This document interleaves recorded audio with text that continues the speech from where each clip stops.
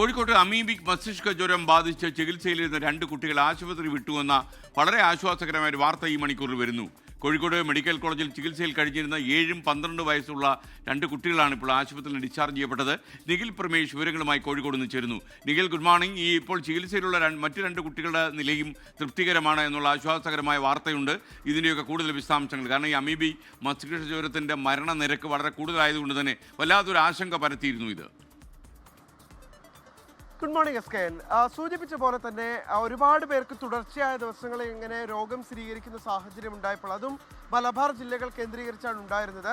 ഇന്ന് മാത്രമല്ല, ഒരു മാസത്തിനിടെ 5 മരണമൊക്കെ സ്ഥിരീകരിക്കുന്ന സാഹചര്യം ഉണ്ടായപ്പോൾ നമ്മൾ വലിയ ആശങ്കയിലേക്ക് കാര്യങ്ങൾ പോയിരുന്നു. ഈ പൊതുകുളങ്ങളിലും മറ്റുമുള്ള കുളിയൊക്കെ പരിപൂർണമായി ഒഴിവാക്കണം എന്നുള്ള നിർദ്ദേശമൊക്കെ ജില്ലാ ഭരണകൂടം നൽകുന്ന സാഹചര്യം ഉണ്ടായിരുന്നു. അങ്ങനെ ഇന്നലെയും ഒരു മരണം സ്ഥിരീകരിക്കുന്ന സാഹചര്യം ഉണ്ടായി. ഇതിനൊക്കെ ഇടയിലാണ് ഒരു ആശ്വാസകരമായിട്ടുള്ള വാർത്ത എന്നുള്ള നിലയ്ക്ക് 2 കുട്ടികൾ, ഈ അമീബിക് മസ്തിഷ്ക ജ്വരം ബാധിച്ച് ചികിത്സയിൽ കഴിഞ്ഞിരുന്ന 2 കുട്ടികൾ ആശുപത്രി വിട്ടു എന്നുള്ള ആശ്വാസകരമായിട്ടുള്ള കാര്യം കോഴിക്കോട് മെഡിക്കൽ കോളേജിൽ നിന്ന് പുറത്തു വരുന്നത്. മെഡിക്കൽ കോളേജിൽ ചികിത്സയിൽ കഴിഞ്ഞിരുന്ന 7ഉം 12ഉം വയസ്സുള്ള 2 കുട്ടികളാണിപ്പോൾ ആശുപത്രി വിട്ടത്. വളരെ ആശ്വാസപൂർവ്വം, അവരെ സ്നേഹത്തോടു കൂടി വളരെ മുൻകരുതലൊക്കെ നൽകിക്കൊണ്ട് അവർക്ക് ഇനി ചെയ്യേണ്ടുന്ന ഫോളോ അപ്പ് ട്രീറ്റ്മെൻറ്റിനെ കുറിച്ചൊക്കെ പറഞ്ഞ് മനസ്സിലാക്കിക്കൊണ്ട് മെഡിക്കൽ കോളേജിലെ വിദഗ്ധ സംഘം അവരുടെ വീടുകളിലേക്ക് യാത്രയാക്കി. ഇതിൽ ഒരാൾക്ക് തലച്ചോറിന് മാത്രമാണ് രോഗം ബാധിച്ചിരുന്നത്, മറ്റൊരു കുട്ടിക്ക് മൂക്കിനായിരുന്നു അത് അഫക്റ്റ് ചെയ്തിരുന്നത്.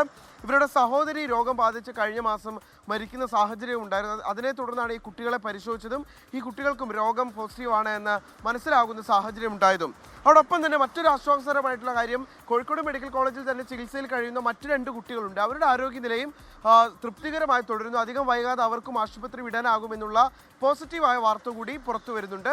എന്നിരിക്കെ പോലും ചികിത്സയിലുള്ള മുതിർന്നവരായ 2 പേരുടെ നില ഇപ്പോൾ അല്പം ഗുരുതരമായി തുടരുന്നു എന്നുള്ള വിവരം കൂടി പുറത്തു വരുന്നുണ്ട്. ഇപ്പോഴാകെ 9 പേരാണ് കോഴിക്കോട് മെഡിക്കൽ കോളേജ് ആശുപത്രിയിൽ വിവിധ ജില്ലയിൽ നിന്നുള്ളവരായി ചികിത്സയിൽ തുടരുന്നത്. Okay, thank you. ലോകത്തെവിടെയായാലും ഏത് സമയത്തും 24 വാർത്തകളും ഓഗ്മെന്റഡ് റിയാലിറ്റി പാക്കേജുകളും എക്സ്പ്ലെയിനറുകളും വിശദമായി കാണാൻ ഞങ്ങളുടെ യൂട്യൂബ് ചാനൽ നിങ്ങൾക്ക് സബ്സ്ക്രൈബ് ചെയ്യാം.